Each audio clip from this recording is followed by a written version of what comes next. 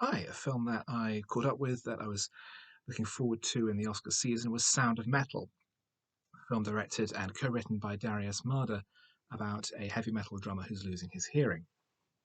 It stars Riz Ahmed, who has been in a huge range of projects. I still remember him best from Four Lions, which is 11 years ago now, as the heavy metal drummer and part of a duo with his long-term girlfriend, who discovers suddenly that he's losing his hearing extremely rapidly.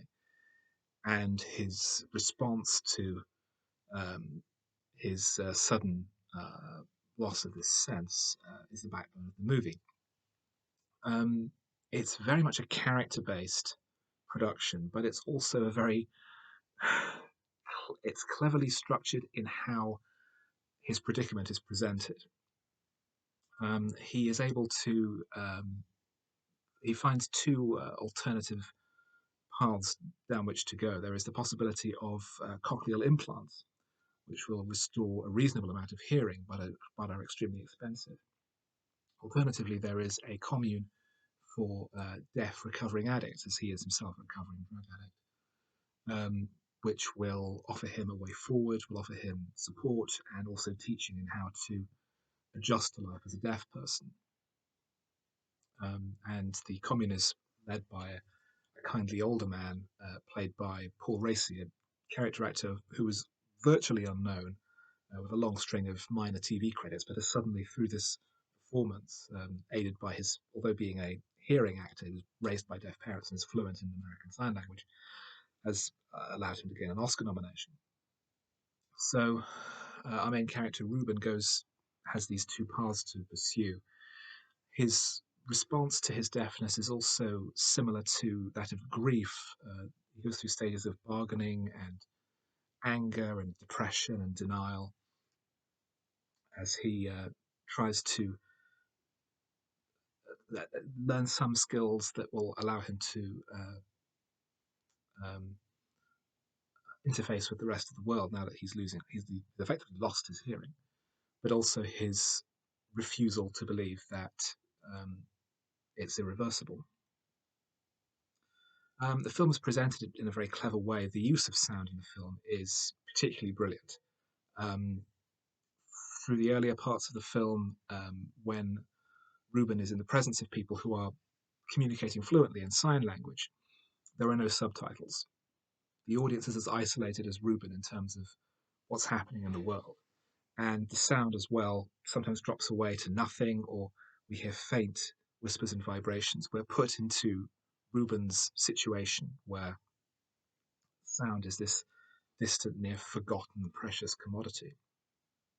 Later in the film, as Ruben starts to learn more sign language and is able to communicate more with his deaf friends and colleagues, subtitles come in, and we see that he's able to converse not fluently, but certainly well enough, conversationally perhaps. But other elements become present in his life, and choices are raised, to say the least. Um, the film has some very fine supporting performances. Paul Raci is excellent as Paul, his mentor.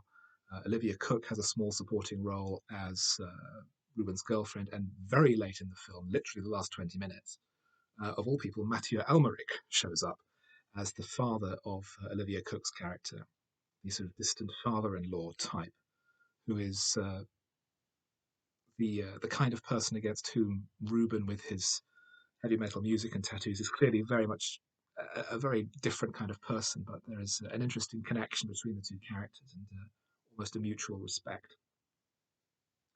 But the film really belongs to Riz Ahmed.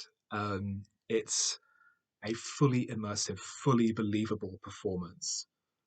He spent months working on his ASL skills, his drumming skills, and he's convinces completely in his drumming performances.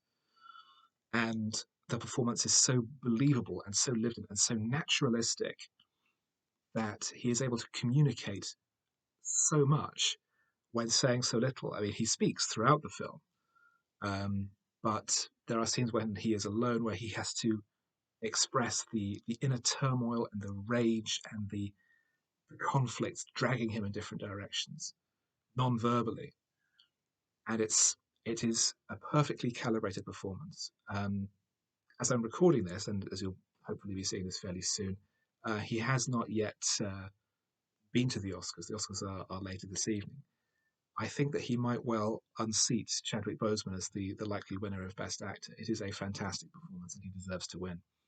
It's overall one of my favourite films of the year. I think it's a deeply intelligent, compassionate, thoughtful, moving story of a man having to deal with his whole world being shattered and how to pick up the pieces and the influences that that pull someone in different directions and their response to something as devastating as this.